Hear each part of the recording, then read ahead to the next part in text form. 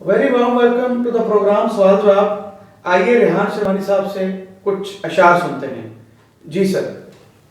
भंवर था दिल में भंवरों सा, और हम के थे मस्त हवा जंगल।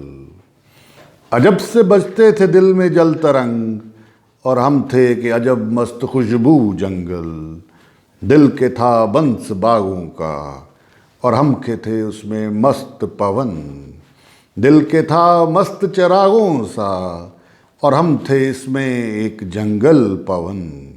दिल के बाग थे आबाद हरे हरियाले, और मैं कि उसमें भटकता था एक दिलदार पवन।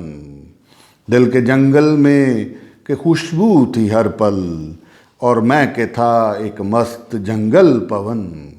सादे दिल के बजता था दिल में एक अजब लगन, और मैं के था एक मस्त जंगल पवन। अजब के अब दिल मेरा, और अजब के मैं अब मस्त पवन।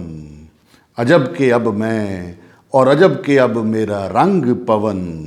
भंवर था दिल में अजब मेरा, और मैं के था एक मस्त जंगल पवन। एक मस्त जंगल पवन, एक मस्त जंगल पवन।